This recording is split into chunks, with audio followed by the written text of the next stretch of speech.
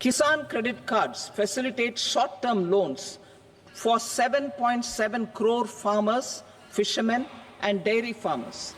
The loan limit under modified interest subvention scheme will be enhanced from 3 lakh rupees to 5 lakh rupees for loans taken through the KCC.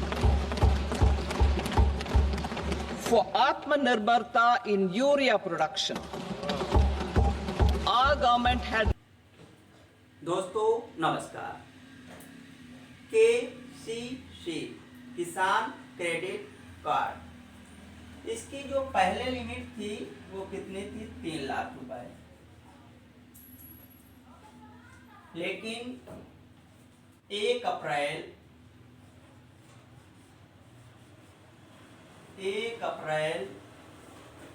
2025 से इसकी जो limit हो गई है loan की, वो बढ़ाकर कर दी गई है 5 लाख।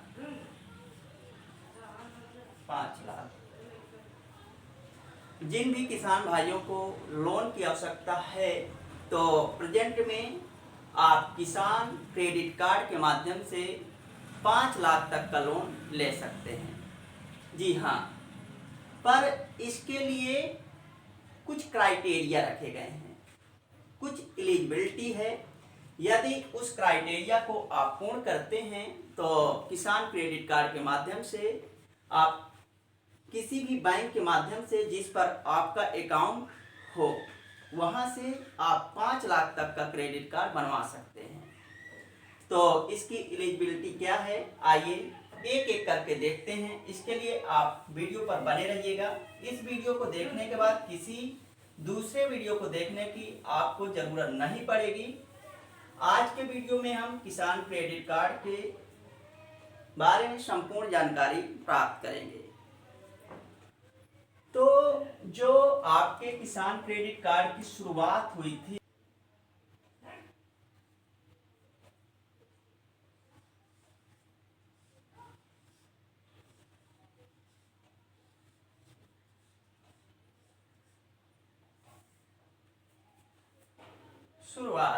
जो किसान क्रेडिट कार्ड की सुविधा सरकार द्वारा किसानों को सर्वप्रथम प्रदान की गई थी, वो कब की गई थी? 1998 में।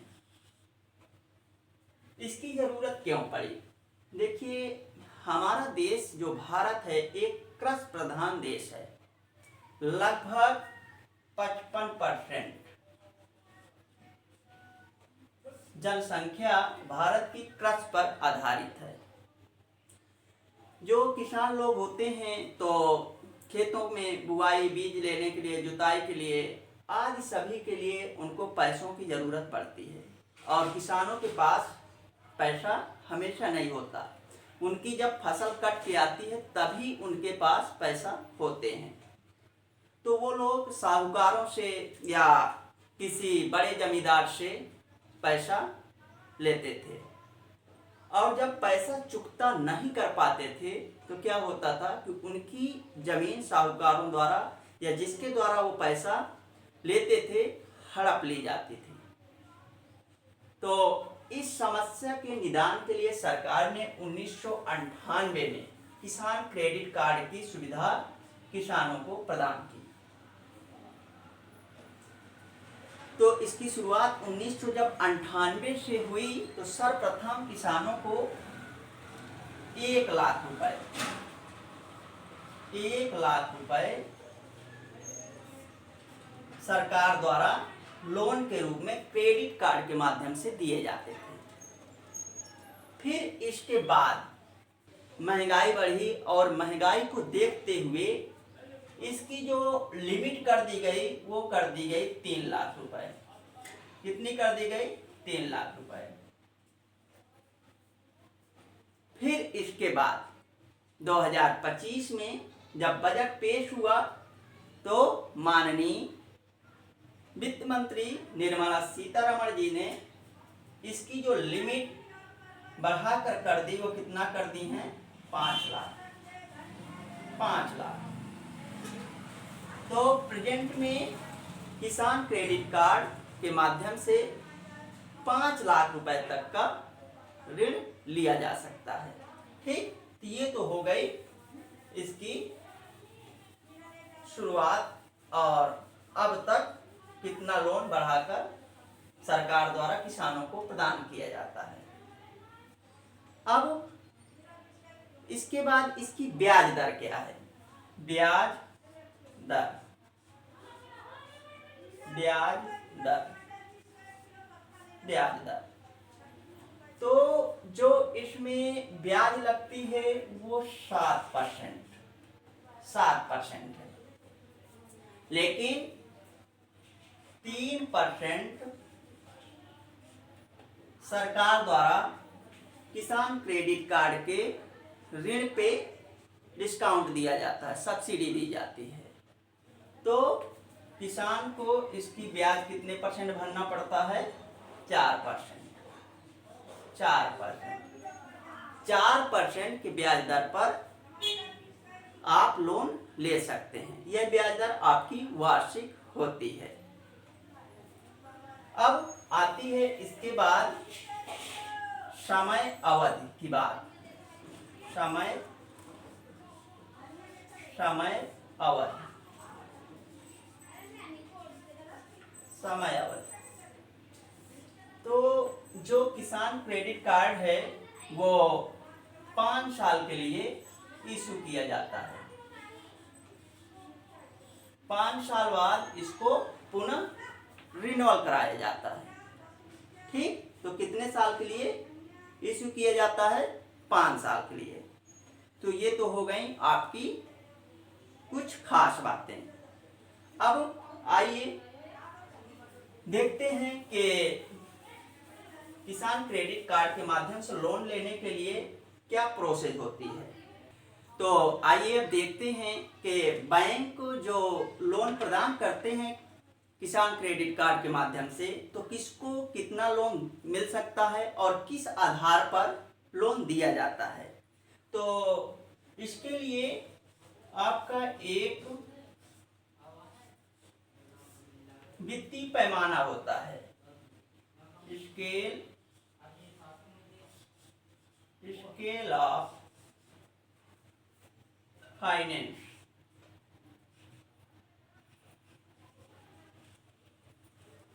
स्केल ऑफ फाइनेंस, वित्तीय पैमाना।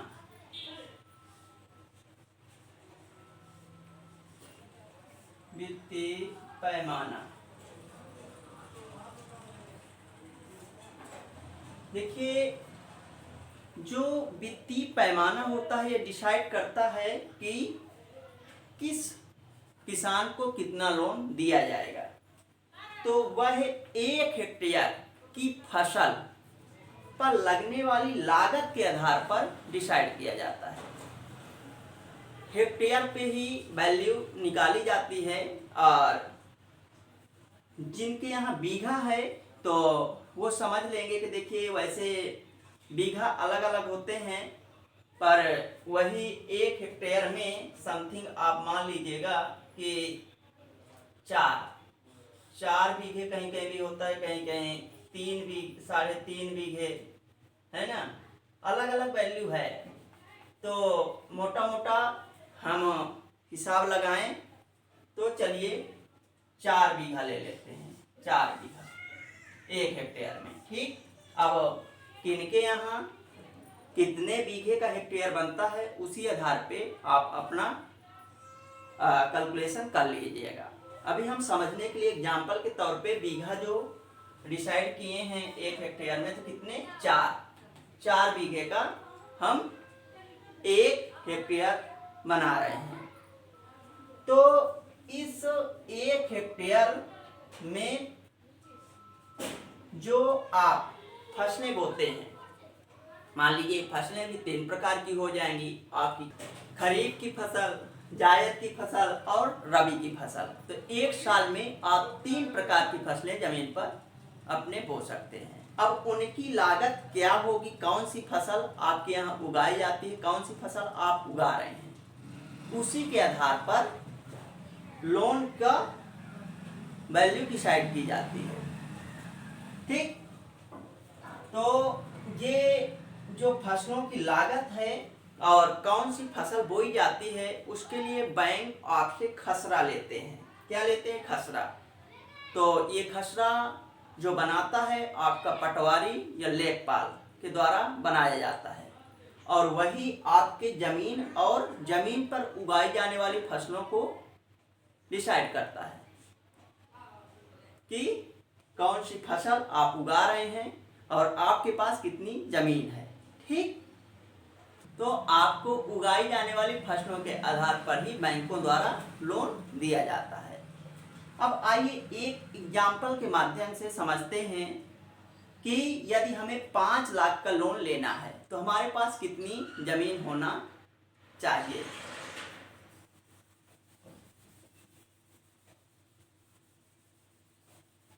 हम कितने लाख का लोन लेना चाहते हैं? 5 लाख का। 5 लाख का लोन हमें चाहिए। तो 5 लाख के लोन के लिए लगभग हमारे पास 1.5 हेक्टेयर जमीन होना चाहिए। कितनी होना चाहिए? 1.5 हेक्टेयर।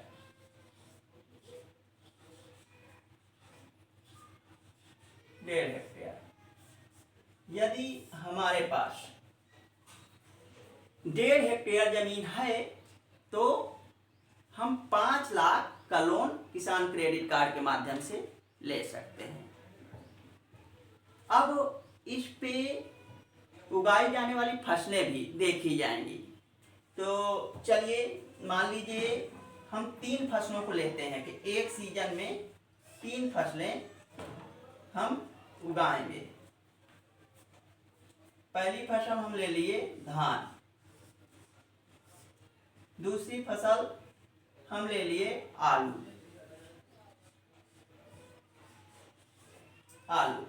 और तीसरी फसल प्याज। ये 3 फसलें हम उगा रहे हैं एक साल में। जो आपकी धान की, प्याज की और आलू की वित्तीय पैमाने के अनुसार सरकार द्वारा वैल्यू डिसाइड की गई है तो हम एक एवरेज में ले लेते हैं। ठीक है, मान लीजिए जो आलू है तो 1 हेक्टेयर में उसकी लागत कितनी है? 1,20,000। 1,20,000। और प्याज की भी 1 हेक्टेयर में 1,20,000। इसके बाद धान, जो 1 हेक्टेयर की लागत इसकी निकल के आती है, कितनी आती है? 40,000। ये 1 हेक्टेयर की लागत है। कितने की? 1 हेक्टेयर। 1 हेक्टेयर, ठीक है, 1 हेक्टेयर में। अब इसको हम यदि 1.5 हेक्टेयर में देखें तो लागत कितनी बन जाएगी? देखिए यहाँ पर 40,000 थी धान की 1 हेक्टेयर की, तो 20,000 हमारे यहाँ और हो जाएगी। 20,000 लागत और बन गई। आलू की 1,20,000 है तो कितना हो जाएगा? 60,000। 60,000 और ऐड हो गया। ठीक, यहाँ 1,20,000 तो 60,000 यहाँ भी और ऐड हो गया। अब इसको टोटल को कैलकुलेट करिए, टोटल कितना बन जाएगा? 4,20,000। 4,20,000।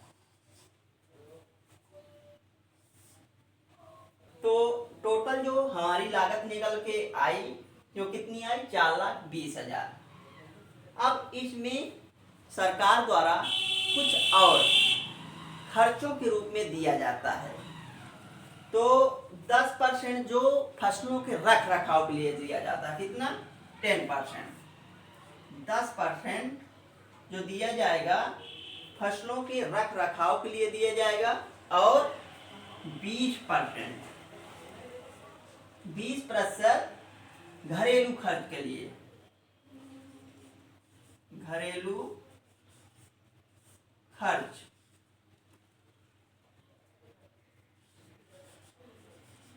घरेलू खर्च के लिए, ये फसलों के रख रखाव के लिए। तो अब 4,20,000 जो हमारी वैल्यू निकल के आई है,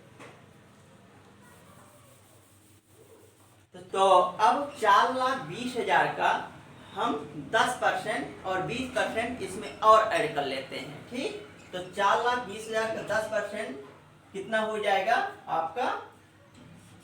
10% 4,20,000 का बनेगा आपका 42,000। और जो 20% घरेलू खर्च आपका 4 लाख का बनेगा वो कितना हो जाएगा? 84,000। 84,000। ठीक, अब हम टोटल यदि करें 4,20,000 प्लस 42,000 प्लस 84,000, तो इसी में लाइए और ऐड कर देते हैं।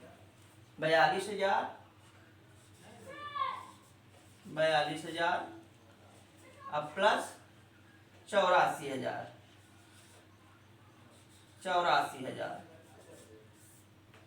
इसका जो टोटल योग आपका बनेगा वो कितना हो जाएगा? 5,46,000। 5,46,000। 5,46,000 टोटल जो आपकी 1.5 हेक्टेयर में वैल्यू निकल के आई वो कितनी आ गई? 5,46,000। तो यदि आपके पास इस प्रकार 1.5 हेक्टेयर जमीन है तो 5,46,000 का क्रेडिट कार्ड के माध्यम से आप लोन ले सकते हैं। अब हम इस 46,000 को हटा देते हैं। ठीक है, क्योंकि जो हमने ये एक वैल्यू लिया है, एवरेज में लिया है। ठीक है, ये थोड़ा ऊपर या नीचे हो सकती है, वो आप अपने यहाँ बैंक में जाकर और पता कर सकते हैं कि किस फसल की लागत कितनी है वित्तीय पैमाने के अनुसार इस वित्तीय वर्ष में, तो वो आपको बता देंगे। तो आप उसी आधार पर जो कास्टली फसलें हों, जैसे कुछ फसलों की लागत अधिक होती है, कुछ की कम होती है, जैसे मसाले की फसलें हैं, धनिया है आपकी, और जीरा लहसुन आदि उगा रहे हैं तो इनकी लागत अधिक आती है। और जैसे आप जौ है, गेहूं है, तो उनकी धान है तो इसकी लागत कम होती है। ठीक है, तो आप वहां से पता करके और इसके बाद जब खसरा बनवाएं तो उसी आधार पे जितना लोन आप लेना चाहते हैं तो अपने पटवारी से या लेखपाल से खसरे पे ये चीज़ें ऐड कराएं फसलें, और उसी आधार पे बैंक आपको लोन प्रदान करेगा। अब एक चीज और है कि हर साल जो आपकी एक साल में लोन वैल्यू बनती है, लोन आपको प्रदान किया जाता है, तो 10% इंक्रीज हो जाता है। मान लीजिए आप प्रथम वर्ष में आपको 5 लाख का लोन बैंक द्वारा प्रदान किया गया। कितना? 5 लाख का। 5 लाख का लोन लिए तो अगले साल इसमें 10% और बढ़ जाएगा। 10% इसमें बढ़ जाएगा। तो अगले साल आप कितना लोन ले सकते हैं? 10% जब आप लेंगे तो हो जाएगा 50,000 और बढ़ जाएगा। ठीक है, तो इसके बाद आप नेक्स्ट ईयर में 5,50,000 का लोन ले सकते हैं। तो यह वैल्यू हर साल 10% इंक्रीज होती रहती है। वो कब तक होती है? 5 साल तक। 5 साल बाद आपको क्रेडिट कार्ड को पुनः रिन्यूअल कराना पड़ता है और फिर इसके बाद आप क्रेडिट कार्ड के माध्यम से लोन ले सकते हैं और प्राप्त कर सकते हैं। तो मेरा मानना है कि इस वीडियो के माध्यम से क्रेडिट कार्ड के बारे में आपको संपूर्ण जानकारी प्राप्त हो गई होगी। यह वीडियो आपको कैसा लगा कमेंट बॉक्स में 2 शब्द जरूर लिखिएगा। आज के वीडियो में बस इतना ही। थैंक यू, धन्यवाद, नमस्कार।